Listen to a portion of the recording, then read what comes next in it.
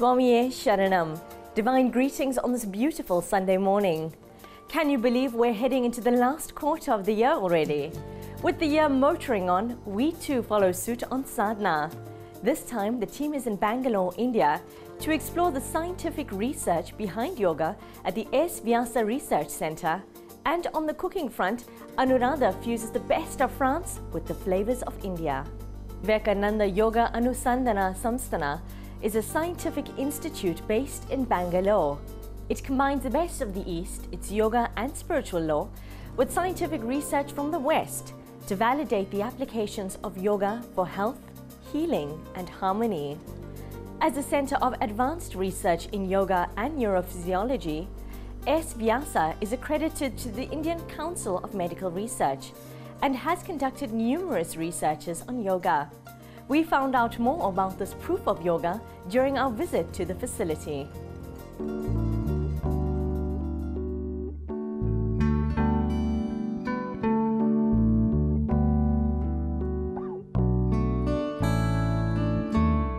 The Swami Vivekananda Yoga Anusandhana Samsthan, or S-VYASA as it has become known, was founded with a vision to incorporate the teachings of Swami Vivekananda and yoga into higher academic education. By combining India's ancient spiritual law with modern scientific research, S-VYASA became the first certified yoga university in the world, bringing to modern times the proof of yoga. Yoga is the greatest contribution of India to world thought and culture. And there was no university in our country to bring yoga in an academic manner. People have been teaching short courses, 2 days course, 1 day course, 5 days course, 1 month course and so on. But no systematic way to introduce yoga in the higher education. To get a bachelor's degree, master's degree, MPhil, doctoral program, there was no university. So the university was started with a aim. Right now we have almost around touching 1,000 students in various fields. Yoga field is where we had undergraduate as well, the BSc levels. But right now from this year we don't have BSc because this being a university, we have from the post-graduation level, the PG diploma, followed by the MSc courses, and in yoga we have the doctor's courses, MD, rehabilitation, and we have the doctor's PhD course. And coming on the other side is we have Ayurveda, BA-MS, Bachelor of Ayurvedic Sciences, and we have Bachelor of Naturopathic and Yogic Sciences, which is a 5.5-year course which was introduced very recently, and it's taking a good shape.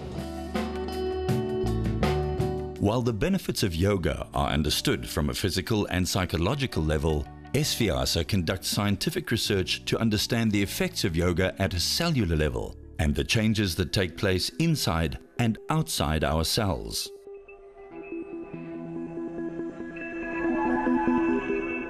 So we know that yoga helps you in de-stressing, but we actually don't know what are the molecules that that can be associated with this de-stressing effect. Like for example, I say I'm calm now, so that could be maybe because you have less cortisol level, right? Or you can say that I'm feeling good. Maybe that is because you're one of the hormones, endorphins. Maybe you have more endorphins. So we just know what yoga does from like a subjective angle. You can use psychological words and say how you're feeling, but we are trying to correlate those feelings with what exactly is happening at the physiological level through studies of these molecules.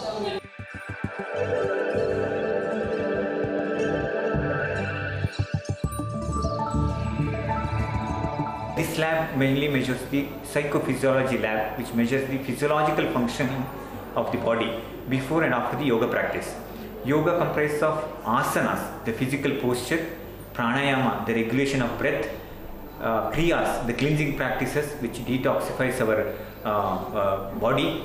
Then we have the meditation, dhyana. So all these 4 aspects comprise altogether is called yoga. They lead to better quality of life. With the yoga module, we have the specific yoga module for specific ailments.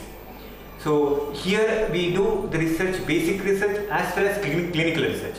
We measure our clinical conditions also, like hypertension, asthma, obesity, etc. All psychosomatic ailments we measure before and after yoga practice, how they help benefited in their own having their own disorders.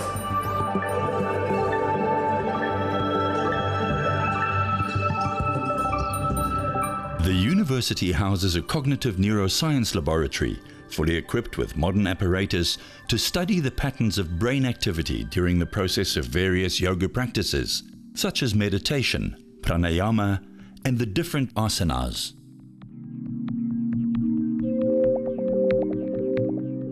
This is a transcranial Doppler hardware tool. We have a 2 MHz ultrasound probe here, a transducer, which will emit ultrasound rays inside our skull, and it will pick up the signal. A Doppler shift frequency is sent inside our brain to pick up the blood flow velocity, the flowing blood velocity inside our brain. So in our experiments, we are looking into different arteries in the brain, so how the blood velocity is changing when they're doing different breathing exercises. Yoga emphasizes more on breathing, a prana. We are interested to understand how yoga can have an add-on value to keep the blood vessel healthy in your brain. So we have a practice called pranayama, a breathing exercise. By manipulating your breathing, you can exercise your brain. So this is our idea. What you're seeing is a blood vessel where the blood is actually flowing, and you can see the velocity over there, the spectrum, which shows the systolic velocity, that when your heart rate contracts, and a diastolic velocity when your heart is relaxed. Continuously your brain is pumping with, pulling with blood. So without blood it cannot stay for a minute also.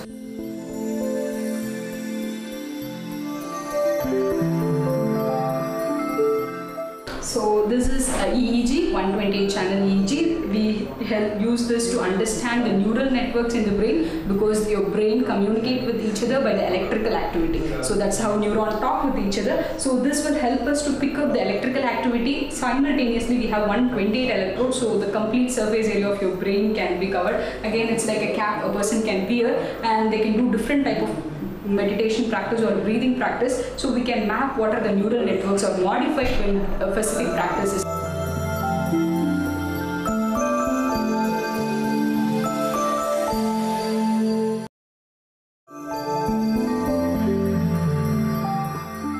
The facility makes use of functional near-infrared spectroscopy, an optical imaging technique to understand functional changes in a specific area of the brain.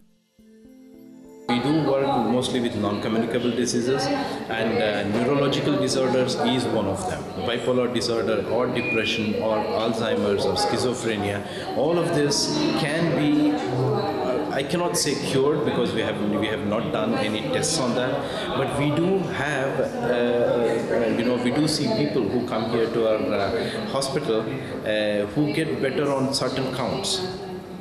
Like we did have people who were in severe depression, and after the treatment they felt a lot better. And we also have people who had a stroke, who had come here with a disability, they could not walk, and after 1 week or after 15 days, 1 month, they started walking with a stretcher, they started walking with a crutch, and so we do see improvements. Basically what we do is, we try to look into what is happening in the modern medical system, not just in research, also the approach we follow for in our hospital is actually called as integrated approach of yoga therapy. So here we are not propagating one, trying to pull down the other, but it is just we are finding a way to bring in all the different systems to get maximum benefit for a person.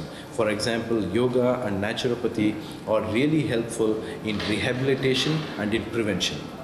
And when it comes to acute care, there is no alternative for allopathic system.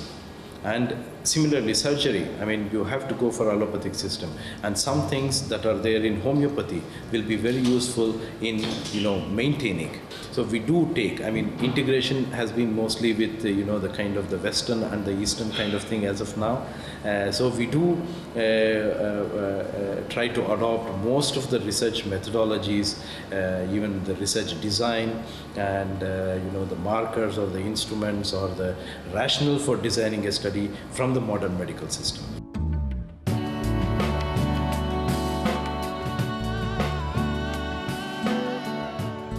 Now we are moving towards the application part of it. Like whatever studies we have done to understand the physiology, we are trying to apply it to patients suffering from stroke, patients suffering progressive multiple sclerosis. Now we are extended our studies with children suffering from autism, and also children with having intuitive ability. Like when children start doing something, they are very good in grasping it. Similar for yoga practice also. They can adopt easy postures, they can do very well meditation. There is one study which recently was conducted in collaboration with MD Anderson Cancer Research Institute in Houston, Texas, where they used yoga for palliative care.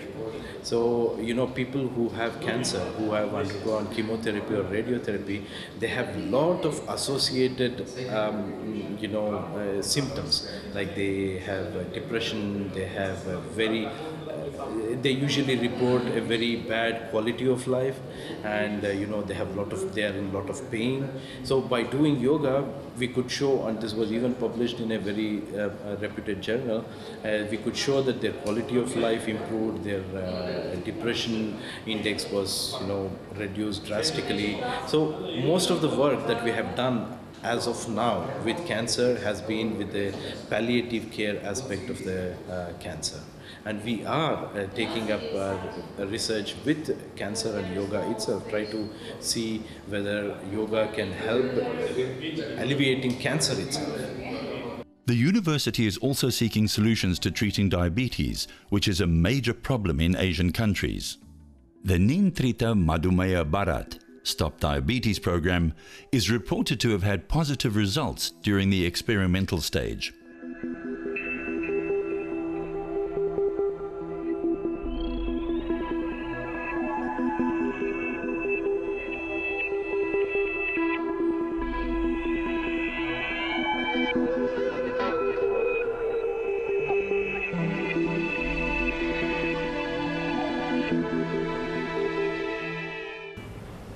World is facing an epidemic of cancer, epidemic of diabetes, epidemic of heart disease, epidemic of hypertension. And all these are very clearly traceable to lifestyle.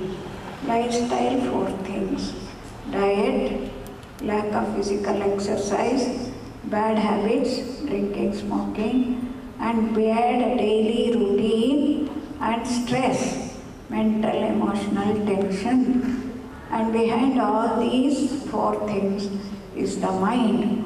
Therefore, we call all these as mind-body problems. Here is a center which gives harmonious health, wholesome health, integrated health, overall health to body, mind, intellect. We treat the body with the slow exercises. We treat the person with the breathing exercises which are slow. We treat the mind with slow movement of the thoughts. Let us try to be as slow as possible, as steady as possible, as cool as possible, to be young, to be long living, and to be happily, peacefully living. It's just beautiful practice to enhance your cerebral blood flow. A very simple, anybody sitting in chair can adopt a yogic breathing to regulate your brain blood flow. I hope that yoga as a component, when add on to the conventional medicine, will really try to solve most of the problem, especially the problem which are progressing. The very meaning of yoga is union.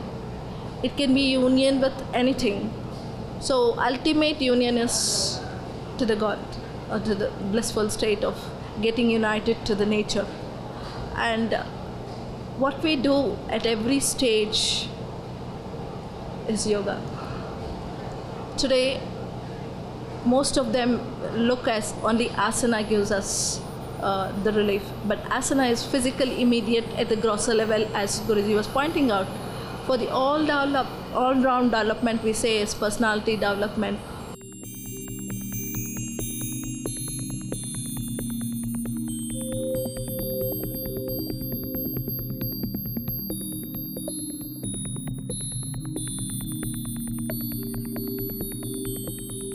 Most of the basis what we try to find a scientific validation for, scientific proof for, starts from these ancient scriptures.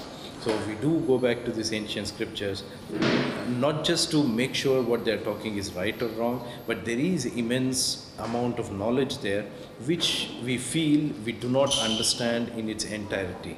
This is a kind of a place which lets you work with I can say the latest brand of science, which is latest brand of at least the biological science, which is recognizing that you cannot study either the mind or body in isolation.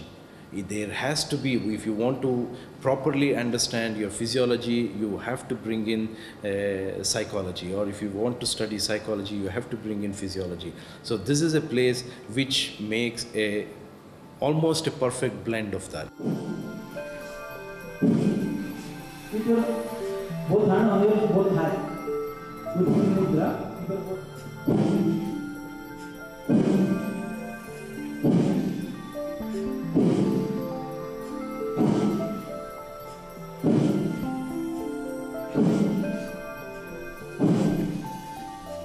In many ways, yoga has become a global buzzword, attracting everyone from supermoms to supermodels to supermen. Some seek from it body fitness. Some seek from it a cure from illness. Yet all who seek sincerely from it will also receive a sense of serenity and stability. Over the years, S-VYASA has invested intensely in yoga research, unearthing the hidden dimensions of India's ancient knowledge in the areas of physiology, psychology, and philosophy. The first certified yoga university in the world brings to modern society yoga therapy, the proof of yoga that promotes good health, healing, and harmony. When these four things are in harmony, you are in a state of